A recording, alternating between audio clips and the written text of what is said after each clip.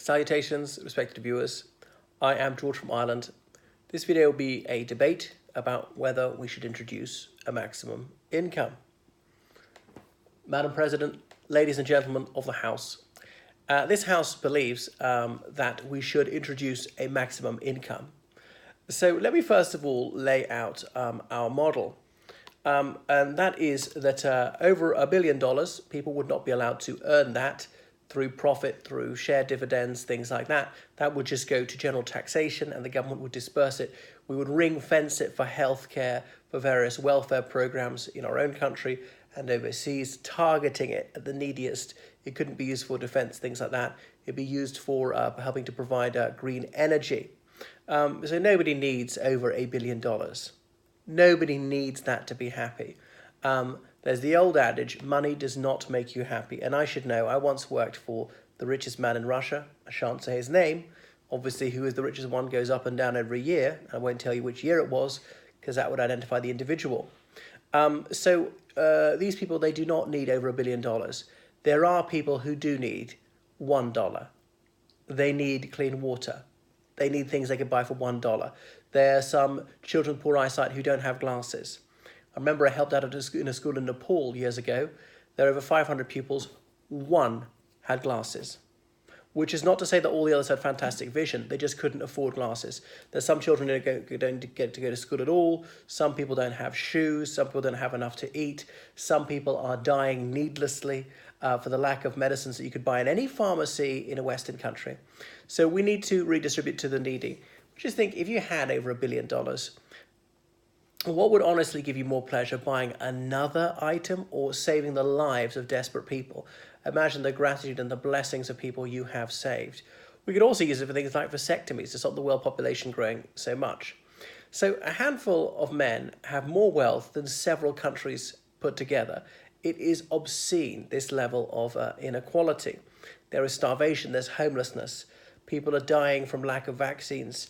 There is a lack of sanitation in some countries, so there's effluent going in open sewers down the street. It reeks and obviously leads to all sorts of illnesses. So we should reduce suffering, and in turn that will reduce crime and indeed reduce pollution, make it a cleaner, happier, safer, more peaceful planet for everyone. So crime is for many reasons, partly out of avarice, partly out of desperation, out of lack of other economic opportunities, partly out of sheer malice. So we can't always tackle malevolence, but we can tackle some of the socio-economic causes of criminality. So think of the philosophic calculus of Sir Jeremy Bentham, right? We must think of the greatest happiness of the greatest number, not the greatest greed of the tiniest number. And why shouldn't there be this way? I mean, honestly, what if one man had more wealth than all the rest of the world put together? Wouldn't it at that level be a little bit wrong? This person could afford to give just a tiny fraction of his or her wealth. You know, someone with $1 billion, he or she is still living in the most staggering opulence, the kind of luxury that most of us can even dream of. This thing called wealth fatigue syndrome is identified in 2007. To have another penthouse, another super yacht, another Rembrandt just doesn't make you happy. You just stop deriving any gratification from that. So no, we're not going to allow you be so wasteful. You just think how, in the United Kingdom alone, tons of clothes are produced every year. I mean tons that are buried, that are never sold. They're just buried because it's cheaper than burning them. They don't give them away. So you see how incredibly wasteful the system is. And we should no longer be squandering our wealth, also squandering human resources on so many servants and cleaners and whatever to service the billionaire class. Still think they can be billionaires, but not more. We've got to use that for more urgent things. And if we introduce this, we could tackle so many problems. Think of Jeff Bezos, as let's say, $50 billion. And I know he gives some money to charity. He can get by on $1 billion. I don't think we need to cry for him. And what would do that other $49 billion? Well, the possibilities are endless for reducing human suffering. So even with $1 billion, he's still hugely wealthier than most people. You just think there are many people in most countries where people are earning less than $1 a day. So how long would they have to be alive to get $50 billion? You tell me. So this is beyond obscene. As Gandhi said, we have enough for everyone's need, but we will never have enough for some people's greed. So we need to end excessive profiteering, these tax breaks for the super wealthy, tax planning, where governments provide consultations to these tax experts about how to do this, and corporations will be consulted on what the new tax code, so they'll figure out the way the tax code can be written to help them evade tax. You see how incredibly profitable companies in the United States have been given tax back. It's staggering. And then various jurisdictions, let's say states in the United States, offered to pay money to a company to come in. Then extremely profitable companies set up their business in that state, which is a huge redistribution of wealth from the poor to the rich by getting the states to fight against each other rather than to help each other. So government subsidies to very wealthy companies or to coal in the United States, things like that, even arguably to wind turbines in the United Kingdom. We should have a more equitable world.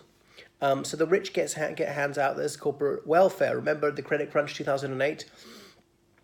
People have been privatizing the profit, decided to publicize the debt. And it was socialism for the super rich, for those who needed it least, and austerity for the rest of us. So I don't hate the rich, and they can still be rich, but they just can't be so filthy rich. We need to decide honestly, what is our priority? Is it that people not starve to death? Or is it that someone with $50 billion gets even more? I beg to propose. Now, I'm the opposition. Madam President, ladies and gentlemen of the House, we oppose this motion for a number of reasons. First of all, we believe in individual rights. Second of all, we've already had huge redistribution with indifferent results. Thirdly, because the state is so inefficient at spending. Lastly, because there's so much waste as it is. Well, sorry, postscript, because the profit motive is praiseworthy. So let's start with individual rights. Why that limit? Why 1 billion and not 500 million or 2 billion? It's completely arbitrary. We shouldn't have these figures just plucked from the air. But we believe in the rights of the individual, the fundamental building block of society. And this is incipient totalitarianism. By small increments, our freedom will be taken away. And property is liberty, is a limitation on the overweening power of the state, as Oakeshott observed. So that limit of $1 billion is going to get lower and lower and lower to even middle class people will face confiscatory levels of taxation. No, you're justifying it, claiming it's actually for the poor, but really it'll be used to line the pockets of greedy politicians. We have had a huge level of income distribution, particularly through the 20th century, into this century, and it does not work. As Ronald Reagan said, the Democrats declared war on poverty and poverty won. So you cannot make the poor rich by making the rich poor. This has been tested to destruction. And you can see even actually a greater level of inequality can enrich society as a whole. A rising tide lifts all boats. You see, look at Russia, for example, actually a fairly equal society till the 1980s.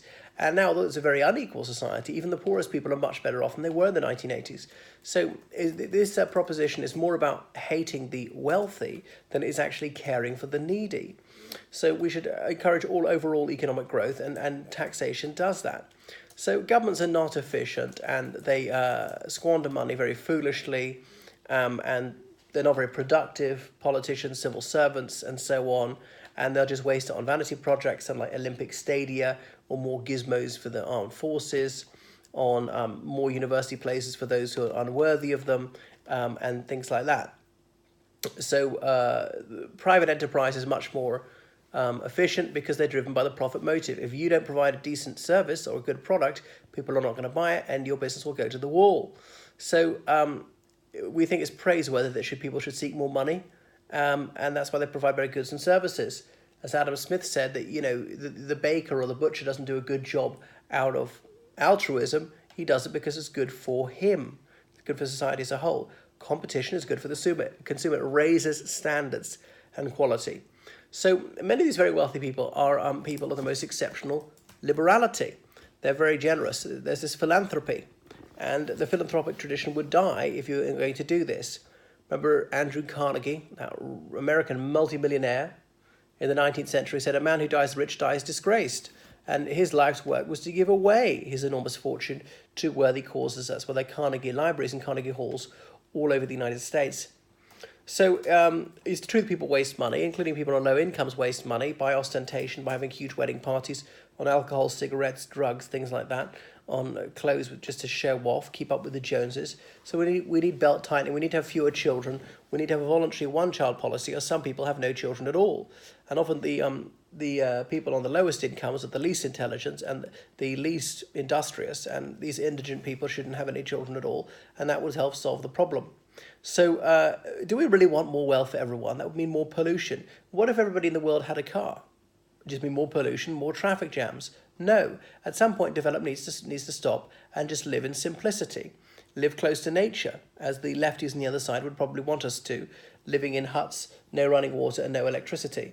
So your proposition is self-defeating. It won't actually clean up the environment. It would make it worse. What if we all had a jet ski? How noisy would that be? Or we all had a helicopter or a plane? No, it would be the end. The planet would be filthy. So you want to provide people with medicine and food and so on. There are other ways to achieve these goals by like not using land to produce wheat for beer or tobacco or things like that, or drugs. And medicine, I mean, they could be provided anyway if governments didn't waste so much money on nuclear weapons or just ridiculous projects, which I already adumbrated. Right, so for all the reasons I've already outlined, I beg to oppose.